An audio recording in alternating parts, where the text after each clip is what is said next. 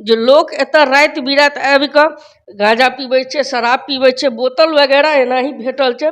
और की हाल छै देख रहल छी। नमस्कार प्रणाम, हम छी रवि कौशल, उपस्थित छी अहाँ सबके बीच। अहाँ देख रहल छी तऽ मिथिला सिटी न्यूज देख रहल छी। अखन हम मधुबनी के टाउन क्लब फील्ड में छी और टाउन क्लब फील्ड के एहन हालत जर्जर छै, हम देखा दै छी जे जगह जगह घास है और अगल बगल में अहाँ के कचरा बड़ भेटत। एहि जगह पर खासकर जे प्रशासनिक कोई काज होइ छै तऽ एतऽ आयोजन कयल जाइ छै और आयोजन के बाद एतऽ फेर वएह हाल होइ छै। तो स्थानीय जे लोग सब छन इहो सब जिम्मेदार छै जे एतऽ करऽ में। देख सकै छी की हाल छै, जगह जगह गड्ढा छै और आसपास में अतिक्रमण से भरल छै। बहुत रास अहाँ के और किछ हम देखायब। और ई देख रहल छै ई रात में लोग एतऽ आबै छै और गांजा पीबै छै, गुटखा खाय छै और बहुत तरह के गंदगी एहि तरह के एतऽ करे छै। देख सकै छी, देखाबे हम कहबै कैमरामैन के कनी देखाबियो कनी एकर हाल की छै। और एतऽ पर जे छै कोई भी आयोजन होइ छै तऽ ओहि समय में जे साफ सुथरा कयल जाइ छै एकमात्र वएह साधन छै, नहीं तऽ और जे छै ई टाउन क्लब फील्ड के ई हाल एकटा बर्बरता एकटा बनल छै। और कहै छी तऽ बदतर एकदम हालत छै।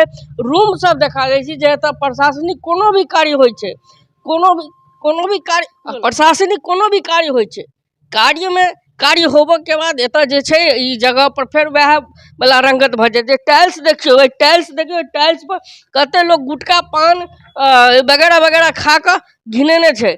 और एकटा बात अहाँ सबके और बता दी, ई रूम छै जे रूम देख रहल छी, रूम के की हाल छै। कनी कैमरामैन के कहबै कनी आगे बढ़ के देखबियो कनी की हाल बनल छै जे एतऽ के लोग गांजा पीबऽ लेल आबै छै और की नहीं एतऽ करै छै रात के अंधेरा में। अहाँ बुझे गेल हैब की नहीं होइ छै। और अहाँ के बता दी जे एतऽ देखियो ई जे एकर उद्घाटन अहाँ के उद्घाटन करता छथि डॉक्टर भीम सिंह जी, जे मंत्री ग्रामीण कार्य विभाग बिहार सरकार के मंत्री छलखिन।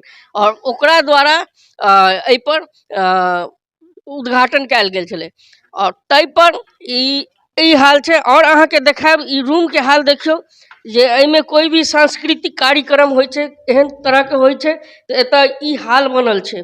ई दूटा कमरा हम अहाँ के देखेलहुँ हँ जे लोग एतऽ राति बिराति आबि कऽ गांजा पीबै छै, शराब पीबै छै, बोतल वगैरह एनाही भेटल छै। और की हाल छै देख रहल छी जे कोई भी तरह के जे न एहि पर प्रशासन के नजर छै, न ही एहि पर कोनो एहन जे प्रशासन के नजर छै, न ही एहन पर कोनो जे कार्य करऽ वाला जे होइ छै जे एकरा रख रखाव जे मेंटेनेंस। हालांकि ये मेंटेनेंस तो जरूरी छै, मेंटेनेंस बिना ई पार्क कह सकी तऽ टाउन क्लब फील्ड कह सकी ई अधूरा छै। कहीं ना कहीं लोग जिम्मेदार छै, प्रशासन जिम्मेदार छै। हम हमेशा अपना चैनल के मार्फत अहाँ सबके देखाबैत एलहुँ हँ जे किछ नया। और अहाँ सबके बता दी जे ई जगह बहुत रास सांस्कृतिक कार्यक्रम सेहो होइ छै, बहुत रास एतऽ काज होइ छै, बहुत रास।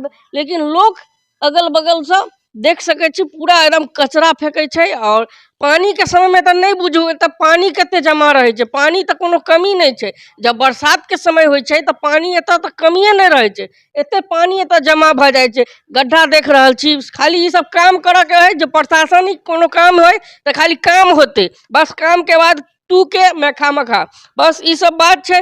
और अहाँ देख रहल छी मिथिला सिटी न्यूज। और कहीं ना कहीं वीडियो के शेयर करी जे प्रशासन एहि जगह के देखे। कोई भी काज से पहले सफाई नहीं, काज के बादो सफाई हेबाक चाहिए। और जगह जगह तखने साफ होते जब इंसान के मन साफ रहते। अहाँ देख रहल छी, वीडियो के शेयर करू, दूर दूर तक फैलाऊ। कोई भी एहन लोग जो कचरा करे से पहले इस जगह के बारे में सोचे और समझे, एहन तरह के कचरा नहीं करे। धन्यवाद।